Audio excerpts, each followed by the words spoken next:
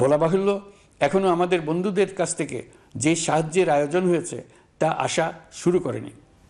বন্ধু রাষ্ট্রগুলো শুধু যে আমাদের বড় বড় অঙ্কের সাহায্য দিয়ে আসছে তাই নয়, তারা এই সাহায্য দ্রুততম সময়ে আসা শুরু করবে এই প্রতিশ্রুতিও আমাকে দিয়েছেন। এই সাহায্য আসা শুরু করলে আমাদের অর্থনীতি অত্যন্ত মজবুত এবং আকর্ষণীয় অর্থনীতিতে পরিণত হবে।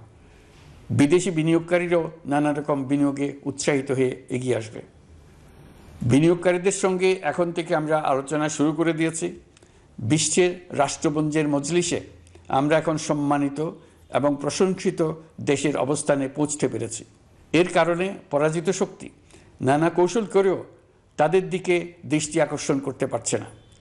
তারা নানা চেহারা নিয়ে আপনাদের প্রিয়পাত্র হওয়ার চেষ্টা করছে।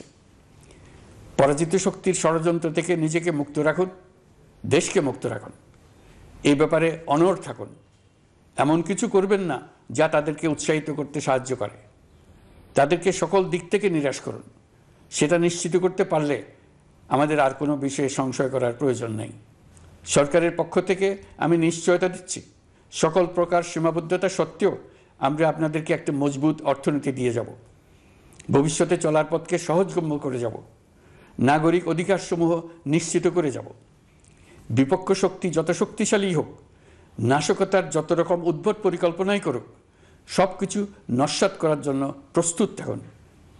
এবার যে মুক্তি আমরা অর্জন করেছি তা আমাদের কাছ থেকে কেউ যেন ছিনিয়ে নিতে না পারে, তার জন্য সর্বমুহূর্তে প্রস্তুত থাকুন। আপনারা জেনেছেন, পতিত সরকার ও তার দোসররা প্রতি বছর দেশ থেকে 12 থেকে 15 বিলিয়ন ডলার পাচার করেছে। দুর্নীতি বিরোধী সংস্থা ট্রান্সপারেন্সি ইন্টারন্যাশনাল বাংলাদেশ সম্প্রতি এই তথ্য দিয়েছে। পাচার হয়ে যাওয়া এই অর্থ ফিরিয়ে আনার জন্য সম্ভব সকল ধরনের উদ্যোগ আমরা গ্রহণ করেছি। এই কাজে সফল হতে পারলে আমাদের অর্থনীতি আরও গতি পাবে। এই কাজে আমরা বিভিন্ন আন্তর্জাতিক সাহায্য সংস্থার সাহায্য দিচ্ছি। আমি ধন্যবাদ জানাতে চাই বিশ্ব নেতৃবৃন্দকেও।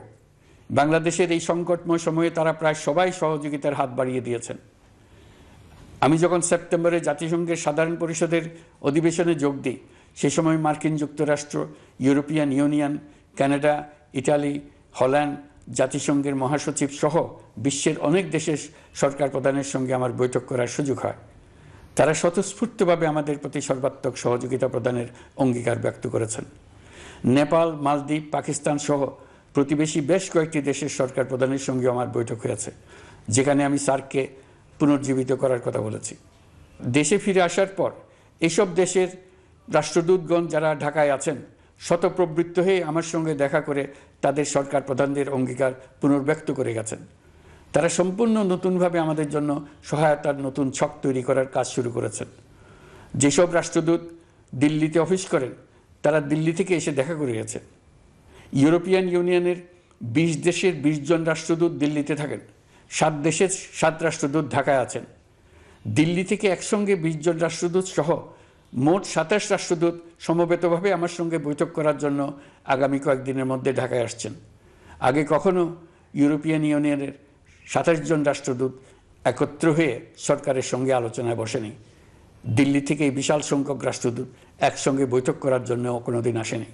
এবার এই কাজটি করার পেছনে আছে ইউরোপিয়ান ইউনিয়নের সমর্থন প্রকাশ করা এবং অর্থনৈতিক ক্ষেত্রে উচ্চ পর্যায়ের সহযোগিতা গড়ে তোলা। ইতিমধ্যে আমার সঙ্গে দেখা করেছেন সৌদি আরব, সংযুক্ত আরব আমিরাত, ব্রাজিল, তুরস্ক, রাশিয়া, ফিনল্যান্ড, সিঙ্গাপুর, লিবিয়া সহ অনেক দেশের রাষ্ট্রদূত। দ্বিপাক্ষিক নানা সহযোগিতা সহ বাণিজ্য বিনিয়োগ বৃদ্ধির আশ্বাস তারা দিয়েছেন। আমরা প্রবাসী বাংলাদেশিদেরও বেসরকারি খাতে বিনিয়োগ করার জন্য আহ্বান জানাচ্ছি। বাংলাদেশের অর্থনৈতিক উন্নয়নে তরুণদের কর্মসংস্থানের মূলে রয়েছে বেসরকারি খাত।